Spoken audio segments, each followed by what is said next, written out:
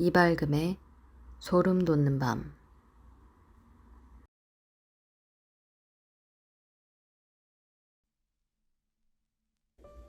저는 어렸을 때부터 소름 돋는 경험을 간혹 했던 것 같습니다.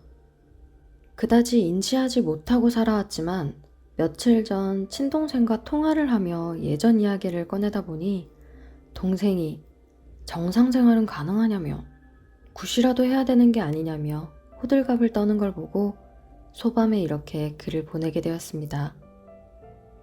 저는 30대의 직장인 여자입니다. 어린 시절에 겪은 일화 하나만 우선 이야기를 하자면 아마 초등학교 6학년 때였을 거예요. 학교에서 수련회를 가게 되어 1박을 했던 걸로 기억합니다. 숙소가 조금 특이한 구조였어요. 방 안에 2층 침대가 있는데 2층 침대의 사이즈가 일반 것들에 비해 몇 배나 커서 한 층에 서너 명이서 함께 잘 수 있는 그런 구조였습니다. 저는 몇 명의 친구들과 1층 침대에서 잠을 잤어요. 꿀잠을 자고 다음날 설레이는 마음으로 일어나 일과를 시작하려는데 함께 1층에서 잠을 잤던 친구 하나가 저에게 대뜸 이렇게 물었습니다. 야, 너 어제 잠 안 자고 뭐 했어? 그렇게 못 자서 오늘 너무 졸립지 않겠어? 전 그게 무슨 말인가 싶었습니다. 전 정말 잘 잤거든요. 그래서 난 잘 잤다 라고 대답하니 친구가 말하길 어젯밤에 제가 벽에 등을 기댄 채로 무릎을 끌어안은 채 쭈그려 앉아서 자는 친구들의 얼굴을 빤히 쳐다보고 있었다고 합니다. 그것도 한참 동안이나요.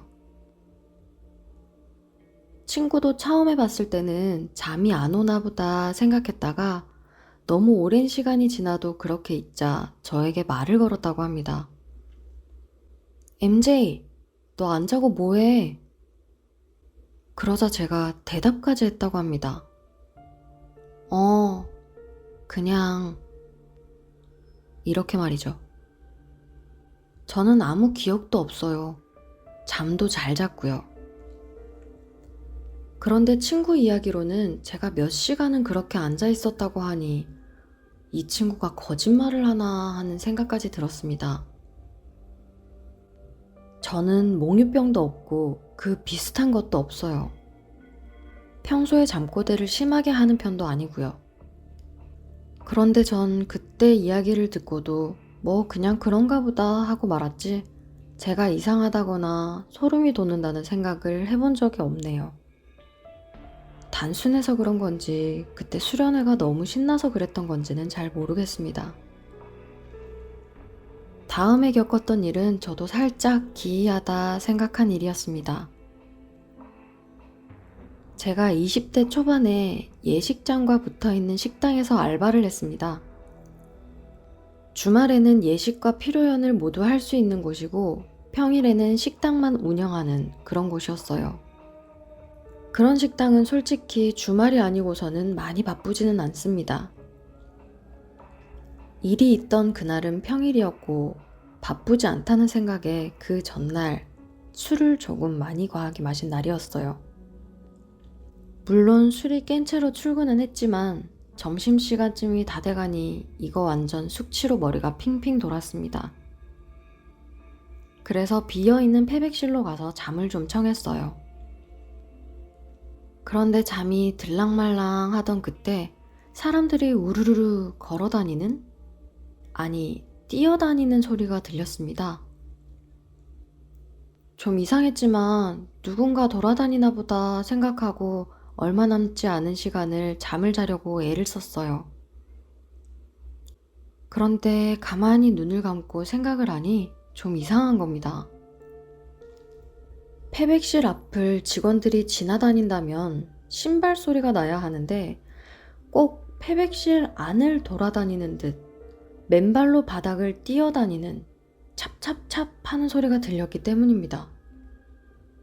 그래서 누가 들어온 건가 하면서 신경을 조금 쓰고 있는데 그때 누군가가 제 머리카락을 손가락으로 쓱쓱 쓸더라고요. 긴 머리를 하고 있던 터라 머리가 눌리지 않게 위쪽으로 머리카락을 널어놓은 채로 자고 있었는데 그 머리를 쓱쓱 누군가가 손가락으로 빗어주는 느낌이 났습니다. 그래서 역시 누군가 들어왔구나 생각을 하면서 나 좀 자다가 나갈게요 라고 말을 해줄 생각으로 눈을 떴는데 패백실 안에는 저 말곤 아무도 없었습니다. 뻥져 있는 것도 잠시 재빨리 패백실 문을 열어 복도 쪽을 확인해 보았습니다. 그런데 역시나 아무도 없더군요. 불과 한 10초 전만 해도 제 머리카락을 만졌고 패백실을 뛰어다니는 소리를 들었는데 아무도 없었습니다. 정말 이상한 일이었어요. 하지만 공포심보다 숙취가 너무 힘들어 저는 다시 그 패백실로 들어가 잠을 청했고 이번엔 별일 없이 푹 자고 다시 나와서 업무를 볼 수 있었습니다. 귀신보다 숙취가 그 나이 땐 좀 더 무서웠나 봅니다. 점심시간이 지나고 있었던 일을 사장님께 이야기했더니 거기 원래 귀신 나온다더라. 몇 명 그런 사람이 있었다. 이러길래 아, 나도 귀신 본 거구나. 이렇게. 이 일 또한 별스럽지 않게 생각하고 있었답니다. 그 이후에도 그 패백실 근처에서 함께 일하던 언니가 저를 몇 번이나 봤다고 한 적도 있었습니다. 저는 그날 분명 식당 카운터에 주구장창 앉아 있었는데 말이죠.